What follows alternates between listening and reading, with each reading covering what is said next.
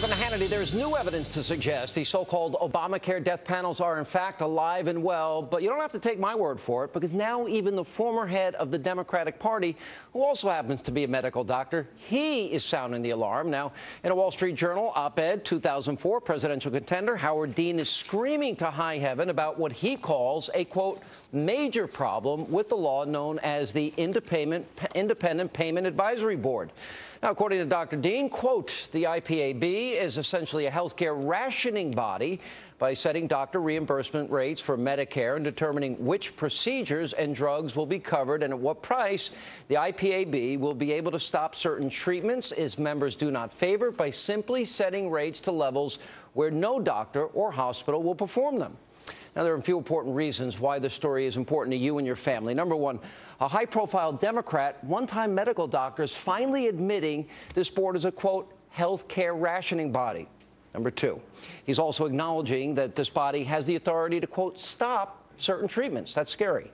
And number three, and perhaps the most important reason of all, this developing story serves as yet another frightening reminder that we were all misled about Obamacare.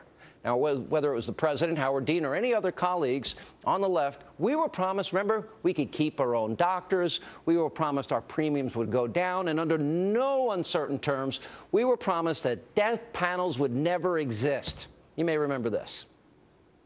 Every credible person who has looked into it has said there are no so-called death panels, an offensive notion to me and to the American people.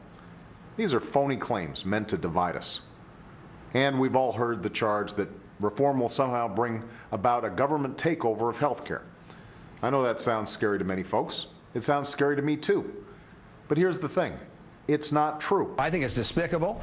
I think it's awful that the lies that have come out on this bill that's just designed to frighten the daylights out of people. Now, given the fact that even Howard Dean, the scream machine, is now admitting that health care rationing bodies exist because of Obamacare, you know, tonight we're going to talk to, in just a couple of minutes when we get her on the line here, we're going to be joined by Governor Sarah Palin. Let me point out a couple of things. If you go back and you remember Obamacare, what did the president say? Well, every American was going to be insured. We now know, because of the Congressional Budget Office, that in fact 30 million Americans are not going to be insured, even paying 10 years for 6 years of so-called services.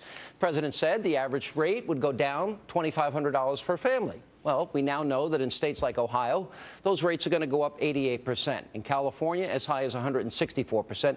That's not coming true. Now, even when you have the three largest labor unions led by Jimmy Hoffa Jr., and he's out there saying that this is a bad deal, that this will literally ruin what we know as the 40-hour work week in America, you know that's not working as well. All right, joining me now is former Alaska governor, Fox News contributor, Governor Sarah Palin. Governor, how are you? Welcome back. I'm doing great, Sean. Thank you. Well, appreciate it. All right, what do you make? You took a lot of heat and a lot of fire for death panels, the comment you made. Remember the case of Sarah Murnahan, that 10-year little old girl who wasn't allowed because Kathleen Sebelius wouldn't sign off on the adult lung transplant? Did that sound like a death panel to you? Well, it wasn't me just saying that there were death panels in Obamacare back in 2010. I mean, anybody who can read could read into that it's a faceless bureaucratic panel that will decide based on a human being's level of productivity, some subjective and political decision being made as to whether they deserve medical care or not. And yes, the little girl is a prime example of a bureaucrat being able to make that decision, which is a scary thing. You know, and now even Howard Dean is acknowledging this. Hey, and Howard Dean? Well, what did you take of the op-ed that he had out there? Haven't read his op-ed, haven't wasted my time on it, because I think I and others waste too much time listening to the liberal pundits a few years ago when they said that was the biggest lie of the year, was that my claim that death panels were a part of Obamacare and the rationing of health care services. But now that's proven to be true. And, well, I guess I can say graciously that I appreciate Howard Dean acknowledging it finally. Let's talk a little bit. We're going to have Senator Cruz on the program tonight, and he and Mike Lee, Rand Paul, Marco Rubio, and then a number of House Republicans. There's a big battle coming up here because conservatives, that while they appreciated the symbolic votes to repeal Obamacare in the House, none of them had any teeth. And Mike Lee is saying fund the rest of the government, but defund Obamacare. They're meeting a lot of resistance. What's your reaction? That's common sense. Remember, with our separation of powers, he who holds the purse strings is he who is in the legislature.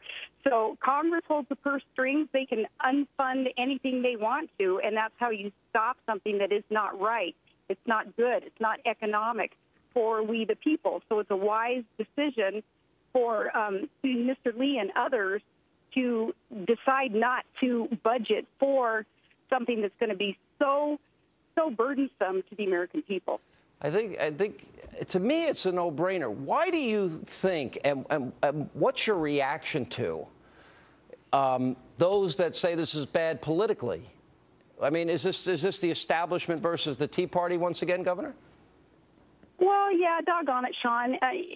You know, those within that machine, that hierarchy in the GOP that's trying to go along to get along with Obama because they want to ingratiate themselves with the liberal media, which is the lapdog for Obama. It's unfortunate that they can't see what the end result of Obamacare is going to be, and that is, again, such a burden on all of our small businesses.